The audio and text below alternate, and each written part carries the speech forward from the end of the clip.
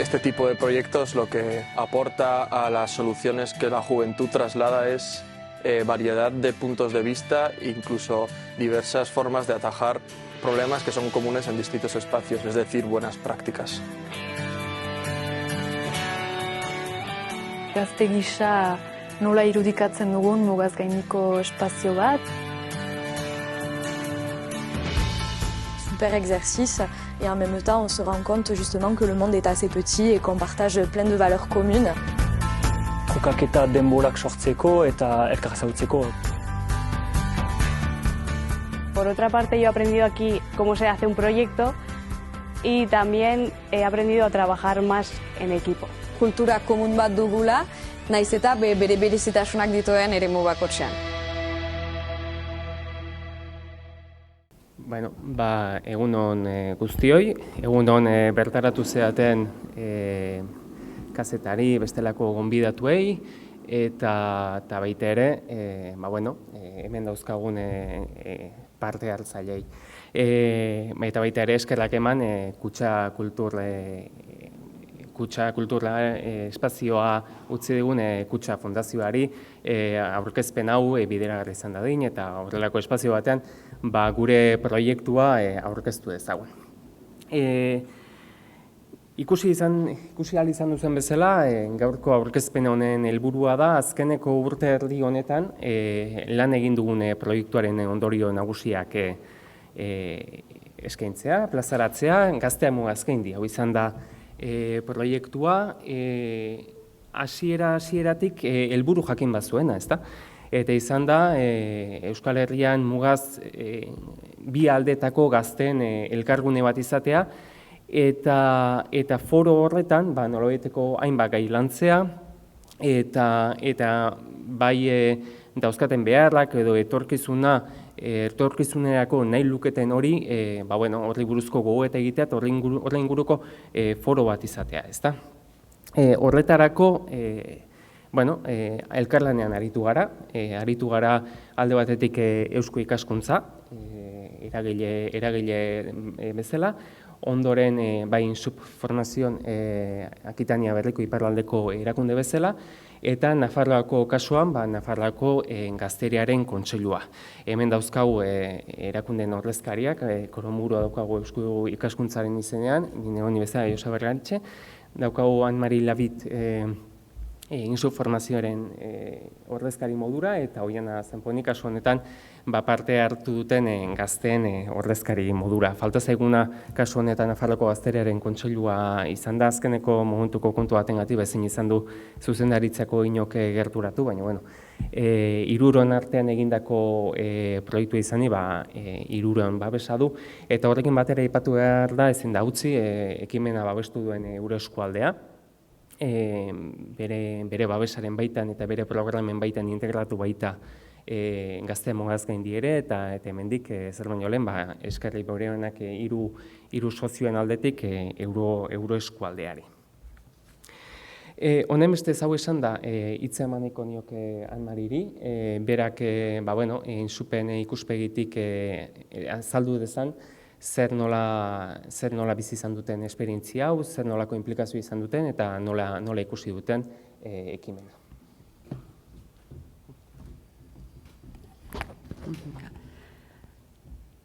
Bonjour à tous.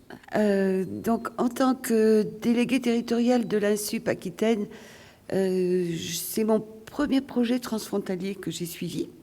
Et l'INSUP, par ailleurs, est partenaire depuis longtemps de tous les projets transfrontaliers qui ont pu se faire grâce à l'Eurorégion et autres. Alors, moi, cette expérience m'a complètement ravie dans la mesure où ça m'a donné l'occasion de rencontrer une équipe formidable. Voilà. Et puis aussi de voir comment les jeunes ont pu facilement créer des liens, travailler ensemble, faire preuve d'une créativité incroyable. Et c'est là qu'on se dit que finalement, l'imagination et la richesse et le champ des possibles n'a pas de frontières. Et c'est vraiment une expérience enrichissante et on se dit qu'il y aurait beaucoup d'autres choses à faire. Tous ces jeunes ont fait preuve d'une motivation et d'une implication dans un projet qui était vraiment hors du commun et qui pour moi m'a beaucoup marqué et restera pour l'INSUP en général une expérience très réussie. Bueno, INSUPen hitzartzearen ondoren, bai gustatuko litzaigukela eta helburuak aipatu ditugunez, azpimarratzea zer nolako talde osatu dugun prozesu guztietan zehar, zer nolako gazteekin egin dugun lan, eta ikustea, azken finean aniztasunetik zer nolako ondorioak ata egin ditzazken, ezta? Hasieratik gure helburua izan da gazte talde osatzerako garaian aniztasuna nagusi izatea. Eta aniztasuna diodanean diot, bilatu ditugulako bai kokaleko aldetik, bai formazio aldetik, bai referentzia kultural aldetik anitzaren jendea, anitzaren gazteak. Horrek esan nahi du askotan gazte batzuk bazeukatela euskal munduarekin halako harreman bat eta referentzia amankomun batzuk bazeuzkatela, baina beste hainbat gaztek ez zeuzkatela halako referentzia elkarbanatuak, ezta? Euskal mundutik urrutiago bizi zirenak zirelako, eta aniztasun hori azpimarratu nahi izan dugu, eta hori balioan jarri nahi izan dugu, ondorioak ahalik eta arinenak izan daitezen, ahalik eta errealitateari lotuenak izan zitezen, eta azken finean gure herrialdearen konplexutasunaren erradiografia ahalik eta osoena eduki genezan, ezta? Kasu honetan izan ditugu lagin aldetik proportzio antzekoan EAE, Nafarroa eta iparraldeko gazteak, 10 bueltan ibili direna, batzuetan gutxiago, besteetan gehiago, eta hoiekin egin dugu lan, eta hoiekin jarri ditugu, ondoren azalduko ditugu hainbat teknikaren bidez, diagnostiko bat eta gogoeta saio bat. Egin dugun ibilbidea izan da 5 saiotakoa, hasi Iruñan, Beran, Hendaian, Irunen, gero sakonago azalduko du bakoitzan zer landu dugun, baina izan da hilabeteroko lan jardun bat, eta horietan joan gera lantzen hainbat eta hainbat gai, orain sakonago azalduko ditugunak. Eta honekin, hitza emango nioke koro nire lankideari, berak azalduko baitugu, metodologia aldetik zer nola planteatu izan ditugun gaiak, zer nola planteatu izan ditugun tailerrak, hobeto esan da, gaiak ahalik eta ondoen jorratzeko. Beraz, koro, zurea da hitza. Bai, niri dagokit pixka bat metodologiaren inguruan zerbait esatea. Egia da, hizkuntzaren oreka bat mantentzeko edo gaztelaniaz prestatua neukala, baina ikusita zelako arrakasta izan dugun medioetan da, ez dakite euskaraz jarraitu, gaztelaniaz egin, edo erdizka, edo auskalo. Bai, bale, ados.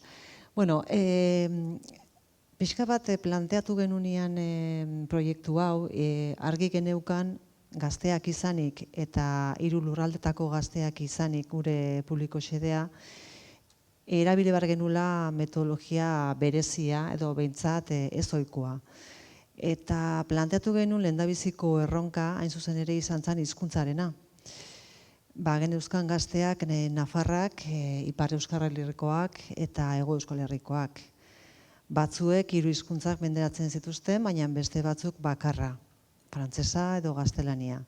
Beraz, lehendabiziko erronka hori izan zen, nola egin, 6 hizkuntzetan, nola kudeatu hori. Irtenbiderik logikoena edo errexena izango litzateke itzultzaile profesional batengana aldi bereko itzulpena egiteko. Baina egia da hori balioko ligukela bakarrik plenarioetako edo azalpenentzako, baina ez gu nahi genuen lan dinamikak eta jorratzeko. Beraz, irtenbide bat aurkitu behar genuen eta irtenbide hori barkatu xuxurlariak izan ziren.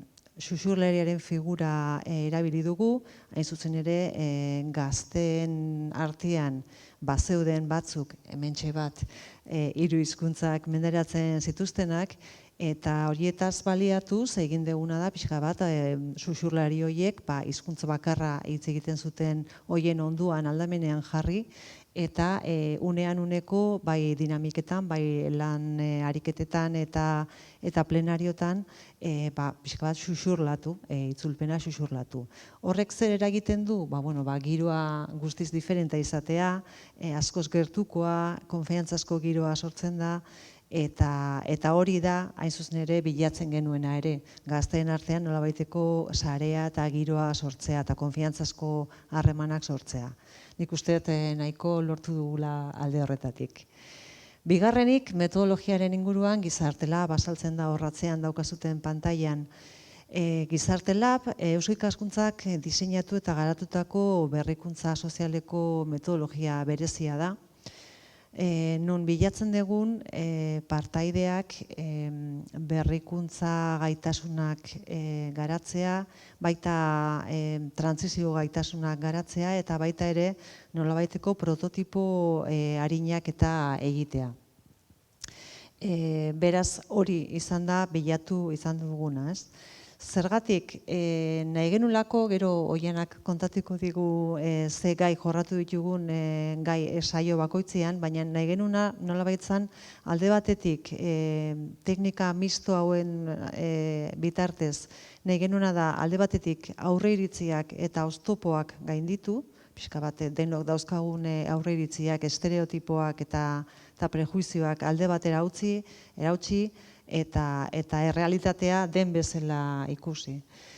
Bestetik nahi genuen errealitatearen diagnosi bat egin. Ze oztopoak dauzkagun, alde bietako, mugaz alde bietako gazteak ze arazoak aurkitzen dituzten euren artean lan egiteko edo harremantzeko.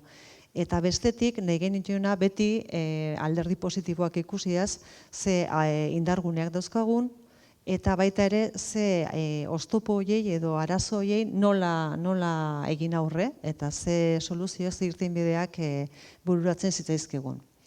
Horretarako egin deguna da saio guztietan zehar pixkanaka hori identifikatu, ez? Ze diagnostikoa, ze errealitatean ze arazoak ditugun ikustea, ze aurreiritziak ditugun eta horiek bertan bera botatzea. Ze irtenbideak okurtzen zitzaizkigun eta horiek prototipatzea baita interesatzen zitzaigun.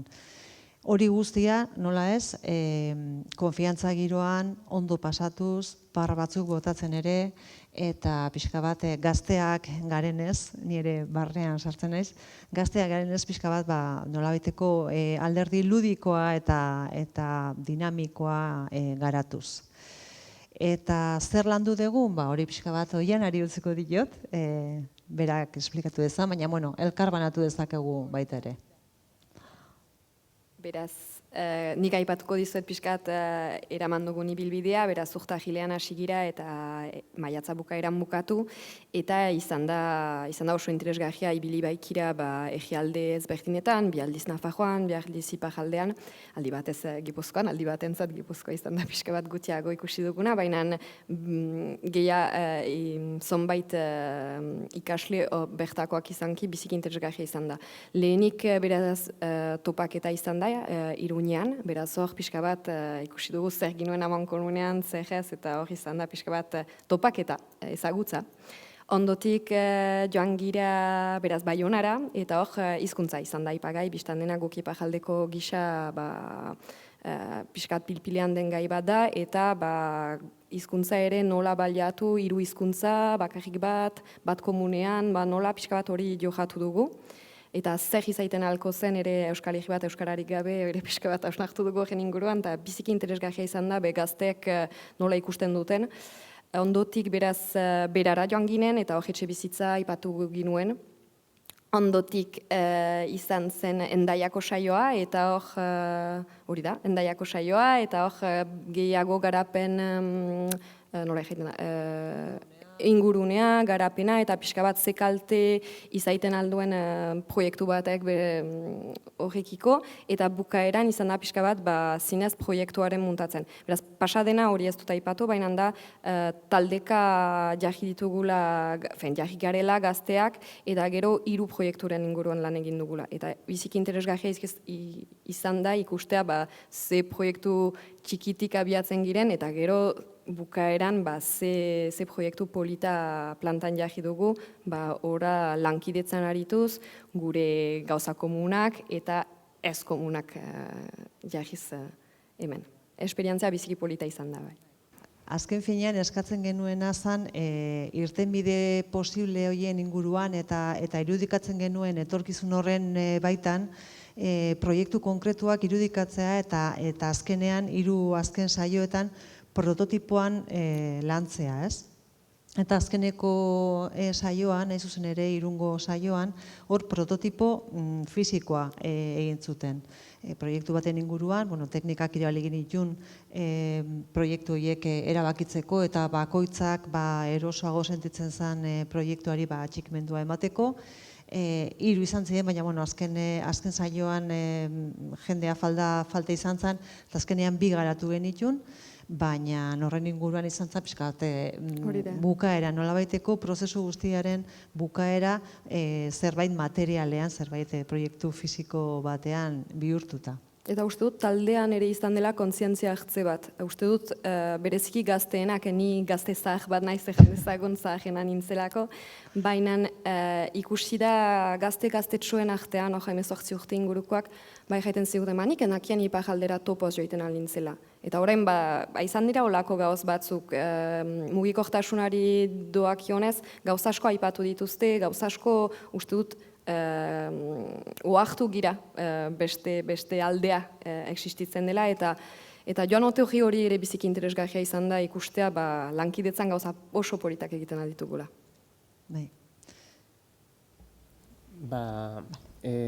Prozesu orain oso ondo azaldu duten prozesu hau guztia laburbiltzeko bideo bat osatu da.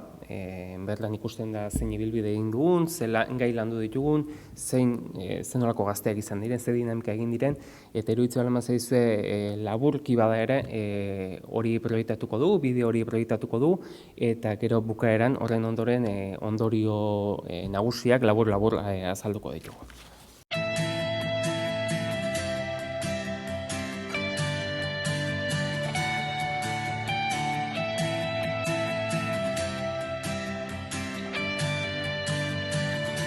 Este tipo de proyectos lo que aporta a las soluciones que la juventud traslada es variedad de puntos de vista e incluso diversas formas de atajar problemas que son comunes en distintos espacios, es decir, buenas prácticas. Mugak dira beti, eta mugak beti dakar berarekin ez ezagutza, aurreritziak, justuki, proiektu honekin hori da lausotu nahi duguna, ezta? Gure helburua da Ipar zein Hego Euskal Herriko gazteak batzea, elkarrekin espazio amankomunak sortzeko, elkar ezagutzeko. Importancia del idioma y de los problemas que hay acerca de los territorios que están en conjunto. Eh bien, l'expérience d'aujourd'hui a été plutôt enrichissante. C'était une super occasion de rencontrer des jeunes transfrontaliers, d'échanger sur des problématiques communes. Donc ça a pu être un super exercice et en même temps on se rend compte justement que le monde est assez petit et qu'on partage plein de valeurs communes. Mugaz gainikoari gogoetatzeko eta ikusteko gaur gazte gisa nola irudikatzen dugun mugaz gainiko espazio bat, eta ze proiektu edo ze geroari buruz nahiko ginuken joan ere bai. Me ha encantado el ambiente que ha habido, la manera de trabajar. Se agradece muchísimo que existan estos espacios para que gente de diferentes lugares y con diferentes realidades podamos compartir.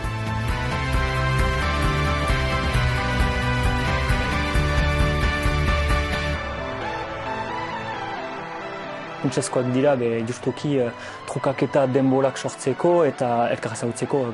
Etorkizuna horrela eraikitzen baita, elkar ezagutuz, gauzak elgarrekin eraikiz eta gauzak pixkat elgarrekin amestuz.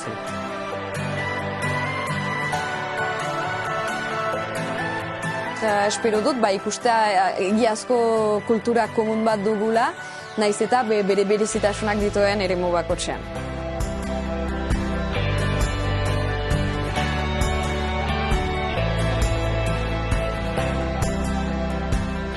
Y me está pareciendo muy interesante y me está gustando mucho.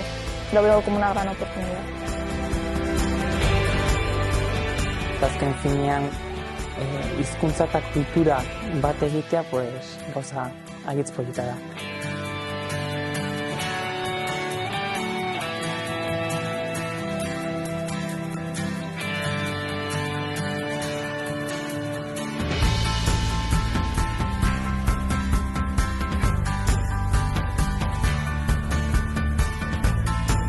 Sí, a mí me gustaría hacer un proyecto transfronterizo con el tema de la cultura, el ocio, el tiempo libre y todo eso, porque pienso que es lo más fácil de realizar y lo que más interés tiene entre la gente.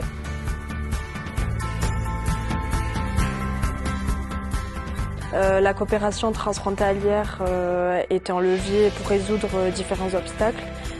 J'aimerais bien mettre en œuvre un projet dans le domaine de l'emploi ou dans la formation pour mettre en place des échanges entre différents jeunes de différents territoires.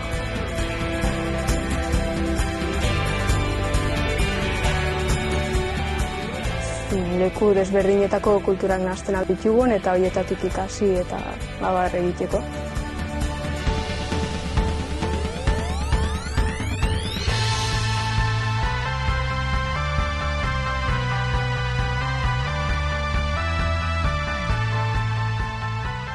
Mugazaindi proiektua aurrera eramateko garrantzitsua da jendea ezagutzea, batez ere gogoak izatea eta proiektua baten pauso guztiak ezagutzea eta bere osotasunean betetzea.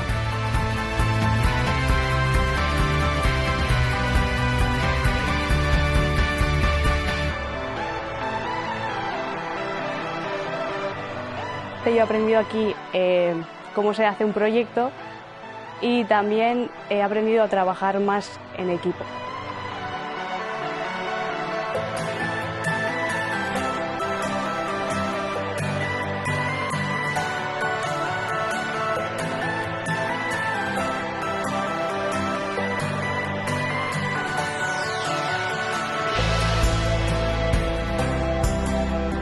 Sí, estaría muy dispuesta a llevar un proyecto para poder así conocer varios ámbitos a más jóvenes.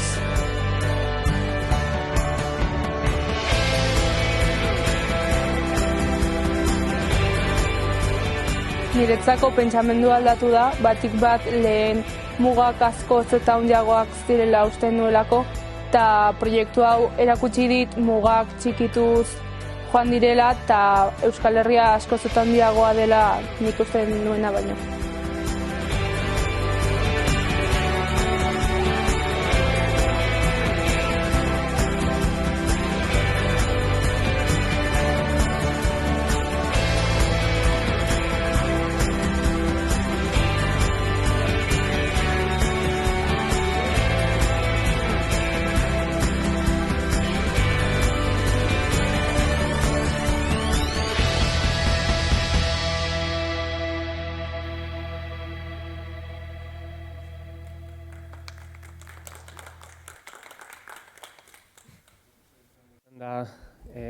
Gutxi asko egin dugune ibilbidea eta konturatuko zineten bezala lehen aipatu ez dugun arren Oianak emintzi bat aipatu du.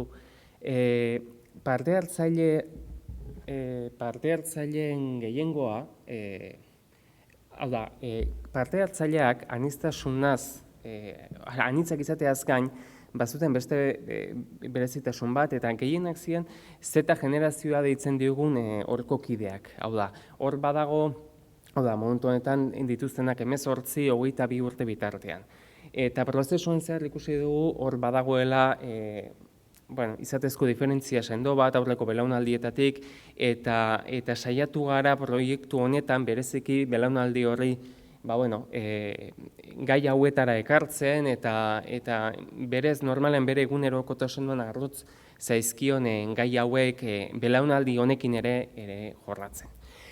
Hau esan da, jada ondorioetara sartuko gara, ondorio nagusiak, gero xehetasun gehiagorekin landu diren proiektuak eta bar bandatuko dugun txostenean daude, beraz, nagusiki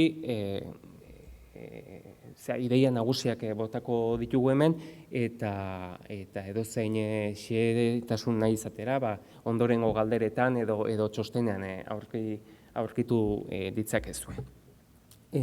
Ondorio nagusi bezala, argi gelditu da, egon badauela nortasun konpartitu bat, mugaz bi aldetako gazteen artean. Badaudela hainbat elementu amankomunak direnak, eta aurretiaz ez usteagatik, pentsatuagatik diferentziak handiak direla, elkarrekin harremanetan jarritakoan, espazio amankomuna sortutakoan, azaleratzen dira, diferentziak oso murritzak direla. Horrekin batera, aipatu nahiko nuke euskarak eta kultura eta hizkuntza amankomunak duen ezaugarri integratzaile hori. Hau ere landu izan dugun elementua delako. Hau da, euskarak eta euskal kulturak bere baitan ezagutzen duen oro komunitatearen kide egiten du, ezta? Eta hortan jarri nahi izan dugu azpimarra kasu honetan. Hau da, euskarak duen elementu integratzaile horretan. Eta aldi berean, baita ere aipatu izan da, eta atera izan da hizkuntzen aldetik, zer nolako aberastasuna den, ondoko mugikidearen hizkuntza izan gaztelania izan frantsesa ere ezagutzea, bai harremanak izateko eta bai lan munduan eta ematen dizkizun aukerei begira, ezta? Horrez gain, parte hartze eremuei buruz, aipatu izan da egon badaudela, elkartzeko guneak, parte hartzeko guneak, baina bai identifikatu dela gehiago ere ondo etorriko direla eta hor egin behar dela halako ahalegin bat eremu konpartitu horiek sortzen, ezta?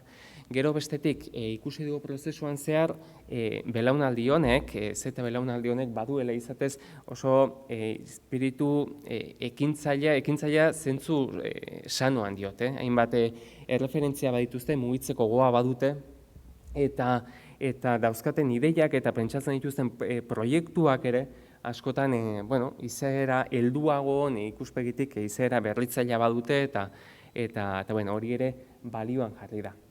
Eta aldi berean, saio guztietan atera izan den elementua delako, aipatzen duten behin eta berriz, egon badauela zailtasun batzuk, batez ere mugikortasunari dagokionez, naiz eta aukerak ere egon, eta geroz eta gehiago mugikortasunari dagokionez oraindik badaudela mugaz bata bestera mugitzeko zailtasun horiek, eta gero baita ere hainbat eta hainbat traba administratibo oraindik badaudenak eta hainbat zailtasun ere egiten dituztenak.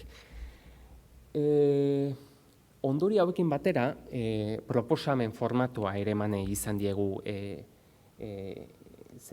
ondorio hauei. Eta zentzu horretan, nabaria da interesa pizten duen gaia dela mugaz gaindiko lankidetza hau, eta indartzen jarraitzaren aldeko apustua egin dutela gazte hauek. Gero horrekin batera, nolabaiteko mugikortasuna eta saretze hori bultzatzen duten programak garrantzia dutela, bai izan hezkuntza mailan, hauen parte hartzaileen erreferentzia oraindik zelako hezkuntzari lotutakoa, ikasleen arteko trukaketari lotutakoa, hor aukera posibleak badaude, baita ere lan munduan eta etxe bizitzari dagokionez baita ere badaude aukera nabarmenak merkatu amankomun bat bezala, lan merkatu amankomun bat bezala ulertzeko Euskal Herria bera eta egozein iparralde lan egiteko. Eta horri begira, azpimarratzen zuten hor politikak zentzu horretan gaztei begirako politika aktiboak martxan jartzeko beharra. Eta berdin etxebizitzarekin, etxebizitza politikak ere lurralde mailakoak izan beharrean maila zabalagokoak izatea eta mugaz gaindikoak izateak ere bere balioa daukala eta garrantzitsua dela azpimarratzen zuten. Eta horrekin batera, etengabeko ginua izan da, etengabeko aipamena egiten zioten jasangarritasunari eta transizio ekologikoari, ezta? Oda, proiektu diseinatzerako garaian, bereziki azpimarratu dute, proiektu horiek jasangarriak izatean, zenbait irizpide errespetatzean eta bai mugikortasunari, proiektua martxan jartzeko mugikortasuna eta horrelako elementuak lantzerakoan eta diseinatzerakoan behin eta berriz aipatzen zuten iraunkortasun baten beharra eta jasangarritasuna kontuan edukitzea horiek diseinatzerakoan, ezta?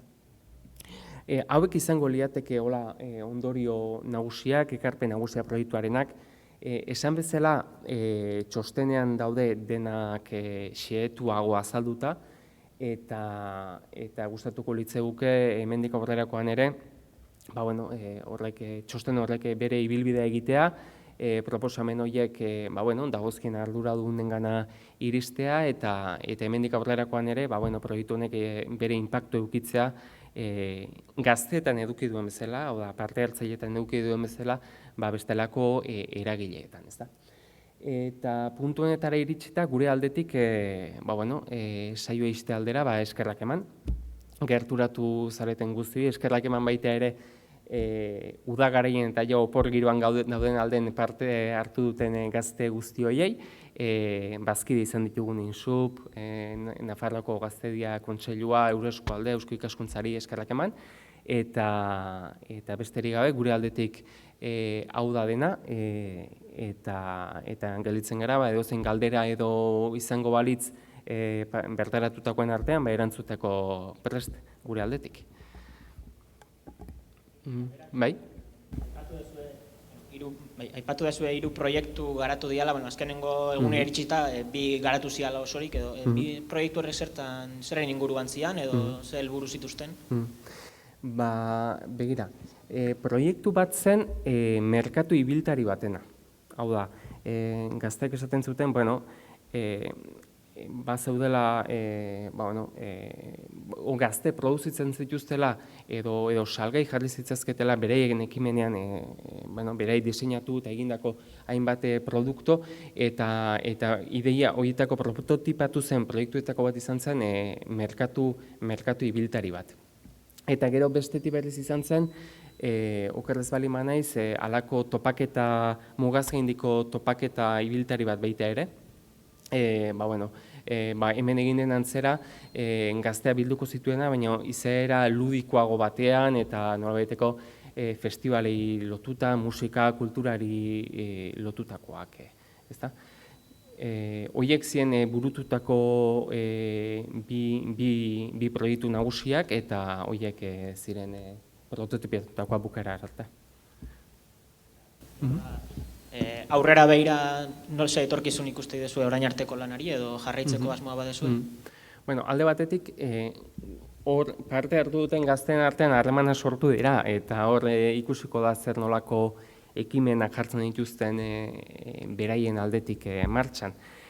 Guri dagokionez, kasu honetan Eusko Ikaskuntza izatez mugazgaindiko Euskal Herri guztiko erakunde bada, mugazgaindiko izaera oso barneratua dauka eta guk jarraituko dugu antzeko proiektuak martxan jartzen eta nahiko genuke gazteen ikuspegitik ere antzeko proiektuei jarraipena eman eta etorkizunean ere landu. Ez ni aipatzea, gazteeko haintxe bertan, noski, luzatu zaie gonbidapena etortzeko gaur, baina batzuk oporretan bestek lanetan, bestek giratzeko baimena ateratzen, ezin zutela. Baina egia da, beraiek euren arteko harremana lortu dutela, eta jakin badakit, kedada bat edo zerbait egingo dutela.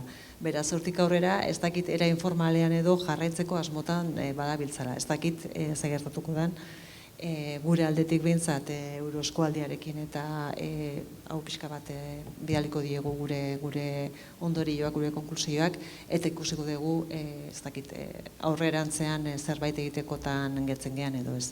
Hori ez dago gure esku, baina gazteenean bai behintzat. Bueno, beste galderarik ez balin badago, hontan utziko genuke gaurrekoa, eskerrak eman berriz berteratzeagatik eta horren arte.